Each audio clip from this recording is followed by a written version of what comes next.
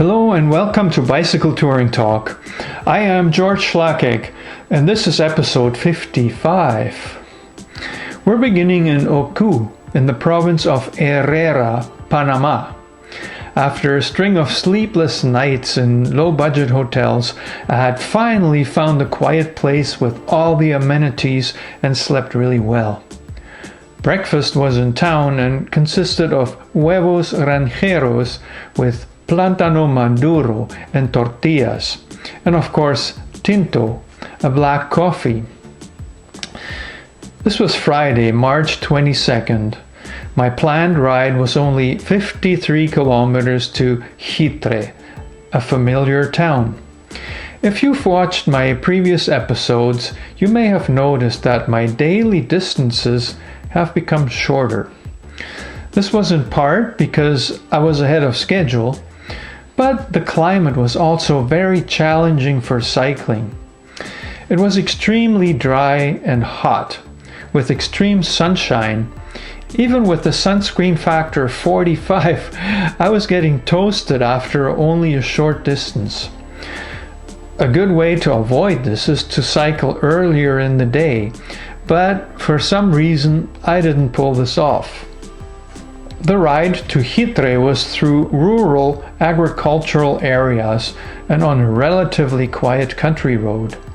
It was uneventful until I got to town, then traffic got quite busy. This time though, there was no searching for a place to stay. I knew exactly where I was going. Just in case, I had pre-booked my stay for a couple of nights. The dorm at Miami Mike's Backpackers Hostel was just $10.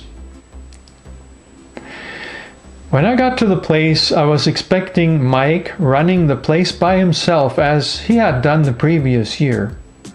To my surprise, he wasn't present when I got there, but instead there was a young Australian lady who had just arrived the previous day to start her volunteer job with Mike. For some reason, she was not able to check me in right away, because Mike had not shared all the necessary procedures with her yet. But I was able to bring my bike up as the hostel was on the upper floors of a small commercial building. It was time to relax on the balcony overlooking the main street downtown Chitre with a cold glass of water. When Mike finally arrived with groceries and beer, I got my place in the dorm, which was now all mine because there was just one other guest who had the private room. Holly, the volunteer girl, also had her own room, and Mike was sleeping on a couch in the common area. The evening passed quickly without going anywhere. Mike had some kind of food to share, and then there was Balboa beer. The atmosphere at this place was more like a get-together of friends. Exactly the kind many of us are missing out on right now. Mike's other guest was Bob, an older guy from Florida, who was retired and preferred to spend winters here in Panama. There was another guest booked as well, which was why Holly had not been able to check me in right away upon arrival. But this guy never showed up that night. Both guests were apparently regulars, and Tom had left on a trip to Pedasi several days earlier. Holly was the odd one out as a young woman, but she didn't lack confidence. I slept well that night, even though the dorm had no air conditioning. It was thanks to the large fan that I was able to position just so, and the window that was tilted open to allow for circulation. The next day was a Saturday. There was toast, egg, and coffee provided for breakfast. This was more than I was used to. Right after breakfast, a little pickup truck pulled up downstairs loaded with fresh pineapples. I ran downstairs to get one, chopped it up, and shared it with the others at the hostel. Pineapple is one of my favorite fruits, especially when it hasn't been shipped halfway across the world. Fresh, ripe pineapple is amazing. For me, it was a slow day. I rediscovered parts of the city and it was really enjoyable. I even made friends with a group of local soccer players who were curious about Canada. The big church in the center of town had apparently been damaged. One of the towers was missing its peak since the last time I had seen it. Mike told me that it had been struck by lightning the previous summer, just days after a major religious celebration. People in Chitre are generally very religious, and according to Mike, there had been speculation that God was punishing the town for something. Besides a ride to the beach, nothing to brag about in Chitre, I visited the museum that had many artifacts from pre-Columbian times. The Azuero Peninsula has been inhabited by indigenous peoples for over 10,000 years, and their culture was highly developed. Many of the items on display show how much thought and effort went into making them. It is hard to imagine that they've survived thousands of years. Unfortunately, I can't show any of that here because photography is not allowed in this museum. Back at the hostel, the missing guest had arrived. Tom was from Alabama, a retired boat builder and quite a character. I learned that he loved to visit the area regularly and had built long-term friendships with locals who kept his motorcycle for him whenever he returned to the US. Bob, Tom, and Mike were swapping unbelievable stories, and since there was beer involved, I'm pretty sure they were slightly enhanced from what had actually happened. Once the sun had set, someone, I think it was Mike, suggested that we should all go to a nearby pub. So that's what ended up happening. The pub was crowded with local guys salivating over a handful of pretty barmaids. I had a beer but returned to the hostel afterwards to use the internet and hang out with Holly for a while before going to bed. It was a no-brainer. I'd stay another day. Sunday was a big day for the locals. This was 1 week before Easter, but it really seemed like this was the big celebration as people flooded to the church and the surrounding plaza. I found out that this was a celebration in honor of Pope Francis. I probably missed the best part of it because I got hungry and went to a restaurant called Pan and Cake for some chicken and rice. At the hostel, it was quiet. Mike and Tom had gone out, leaving Holly and Bob behind. A couple popped in to inquire about a room, but they ended up staying in the hotel across the street. Bob told me he had spent many winters in Mexico, but in recent years had found that Mexico wasn't safe enough for him to visit, and that's why he had started coming to Panama. I remember this because the question about security had come up numerous times during the trip. Compared to places like Guatemala and Honduras, both Mexico and Panama seemed rather tame. But it is possible to get into trouble just about anywhere. You can also get pretty good at avoiding it. Almost any place is safe if you're careful and know what to look out for.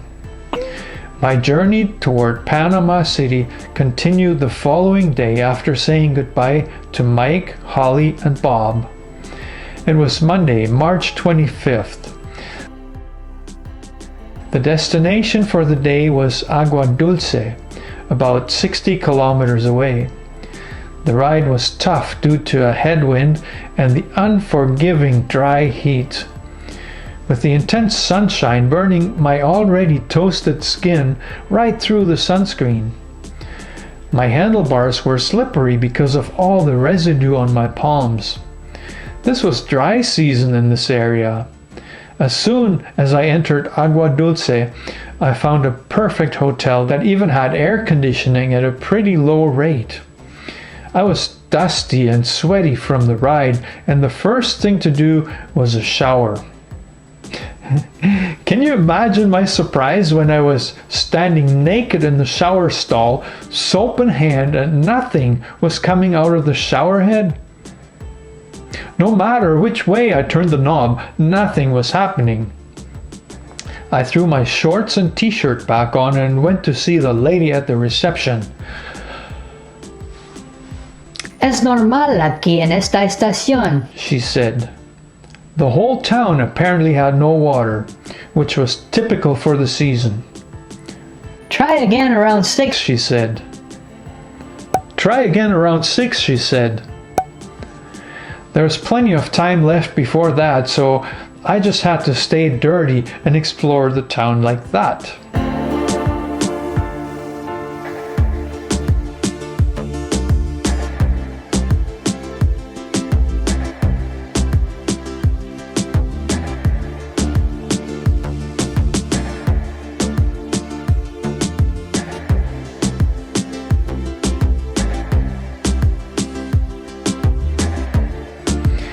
Once again, I visited a local museum. Aguadulce had once been the center of the Panamanian salt production, but here too, many artifacts from pre-Columbian times were on display.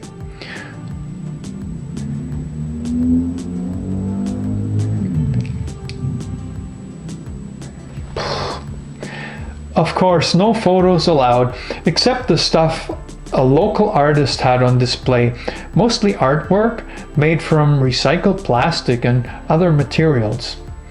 Later, I went for supper and then the internet cafe. As soon as the daylight had faded, I decided to return to my room, so if there was water, I'd get my shower. When you turn on the water, any tap in your house, do you take it for granted that water will come out? Well, I always did until that day. Again, I was under that shower head with my bar of soap. Yes, there was water, but it wasn't enough. I had started lathering the soap, but thankfully hadn't put it all over me yet. The stream of water got so small that I had to give up my shower again. I had about a half a gallon of warm drinking water, but that was needed just to keep me hydrated, so I went to sleep dirty. Oh no! Shower success came the next morning when I got up pretty early. The shower worked as if water had always been abundant here. If I hadn't experienced the drought myself, I would not have believed it. Aguadulce means sweet water. What a name for a town with almost no water. I was getting closer and closer to Panama City. I had been through this area before on a brand new Panamanian budget bike that was really hard to keep roadworthy because of cheaply made components. Now, I was finding out that the heat and dust was even tough for my quality touring bike that had received a pretty good overhaul the previous year. My bottom bracket was loose again, but this time tightening the adjustment only made it really hard to turn, so I left it slightly loose. So far, it wasn't really bad enough to affect the travel, but my drivetrain was definitely at the end of its useful life in more than one way. Both the chain and the freewheel were basically finished. The chain wheels weren't much better. I was closing in on 4,000 kilometers without replacing any of those parts and only basic maintenance. I ended up riding over 90 kilometers that day, ending up in Rio Hato. Again, the ride was challenging due to extreme heat and drought combined with windy conditions. One thing I found a bit disturbing was all the roadkill I passed on the shoulder. Warning you about an overly graphic image. But this is what you'll see. You can smell it from a mile away. I'm not sure if there's only one budget hotel in Rio Hato, but I ended up at the same one I had already stayed at the previous year. It was cheap, therefore no AC, but there was water. The previous year I had tried to go to the beach near Rio Hato. There's a cluster of resorts just south of the town, but they are expensive and catered mostly to foreign tourists who never get to see any of the real Panama because their stay is focused on beach and booze only, with everything included. My evening was spent in town. I had Chinese dinner washed down with a large bottle of Atlas beer. Back at the hotel, I tried to find a movie channel on the antiquated TV. There wasn't any, so I ended up watching a soccer game between Honduras and Panama. Of course, I don't actually remember the game, but my blog on Facebook says that Panama beat Honduras 2-0. What I do remember is the fatigue I felt that night. I had no idea where I would stop the following night, but there were still plenty of nice locations ahead before I'd reach the big city. Would I be able to spend another nice day on a beach somewhere before disappearing into the concrete jungle that is Panama City? Would my drivetrain take me there without any problems, just the way it was? At this time, my mood was up and down. Yes, I was looking forward to be reunited with Barbara, but at the same time, we were still living apart. I would be in Edmonton all week while Barbara was working in the small town 200 kilometers away from there. Once again, it seemed like a lot of changes were about to happen in life. All those things were on my mind during those last days of touring Panama. But it wasn't quite the end of the trip yet. I hope you'll join me again for episode 56. Did you enjoy this video? Let YouTube know by hitting the thumbs up button and subscribe too. It helps me a lot. To those of you who already have, a big thank you. You're helping me stay focused on making better content. It means the world to me. And by now we're over 700 subscribers. 715 tonight. 715 thank yous to all of you. Awesome.